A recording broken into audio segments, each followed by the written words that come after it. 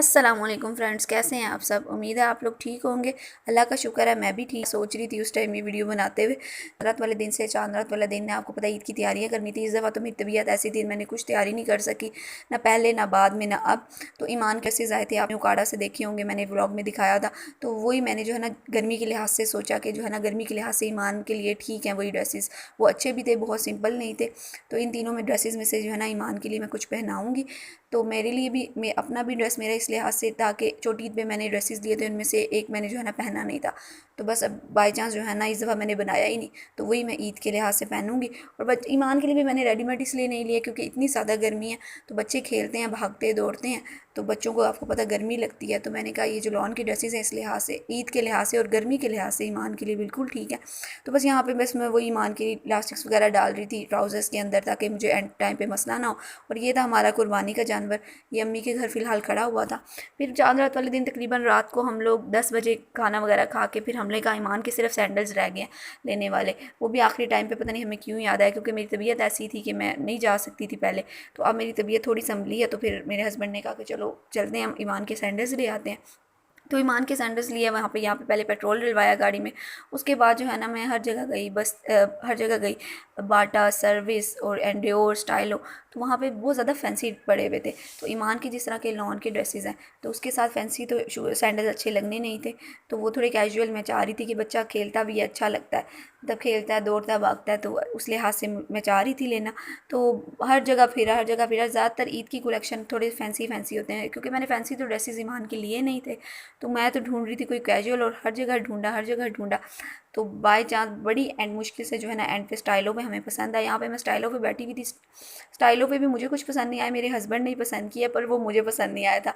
तो फिर हम पहले स्टाइलो पे छोटे वो सैंडल्स चले गए, फिर आगे हम गए थे सर्विस पे। तो सर्विस पे भी पसंद नहीं आए, फिर हम वापस आए स्टाइलो पे। ऐसे होता है हर जगह हर कोई ऐसे ही करता है। तो वापस फिर हम आए, और वापस आके जो है ना एट द एंड फिर हमें मजबूरी में स्टाइलो से जो है ना वही लेने पड़े जो मुझे नहीं पसंद थे सैंडल्स, क्योंकि और बाइक कुछ मिल नहीं रहा था। तो फिर मैंने कहा चलो ईद है, बच्ची ने नए पहनने हैं तो पहन लेगी।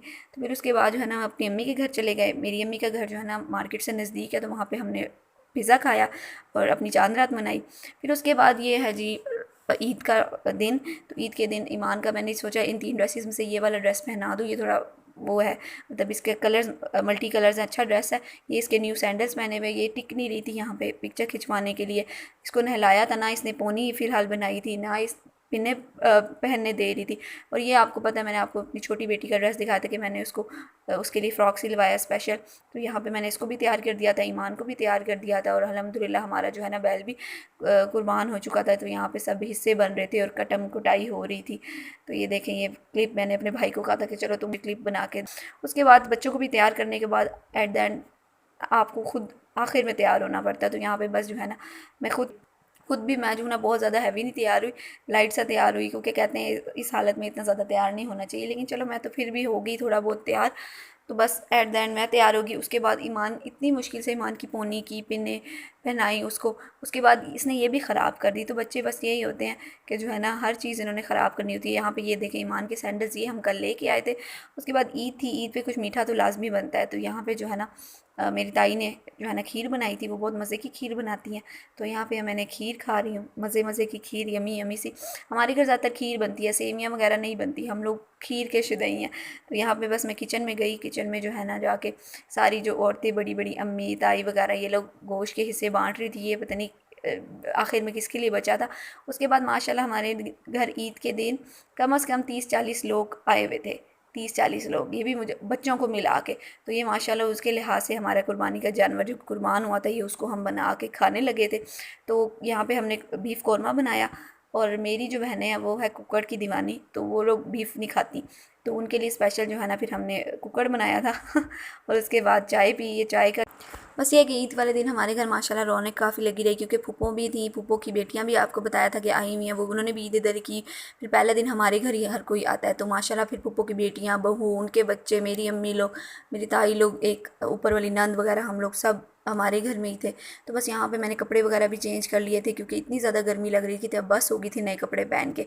तो उसके बाद रात को जो है ना, ये तकरीबन 10:30 का टाइम है, रात का खाना लेट खाया। तो बीफ पुलाव लेट बना था, वो ताई ने बनाया था, लेट बनाया था। माँ के मेहमान चले गए थे, ये बस हम लोग घर वाले फ़र्द ही थे, तो घर वाले फ़र्द के लिए बनाया था। तो बस आज का दिन ऐसे ही गुजरा, खाते पीते और रेस्ट करते हुए। तो नेक्स्ट व्लॉग में मुलाकात होती है। आज का व्लॉग यहीं एंड करती हूँ। अल्लाह हाफिज़, टाटा, बाय बाय।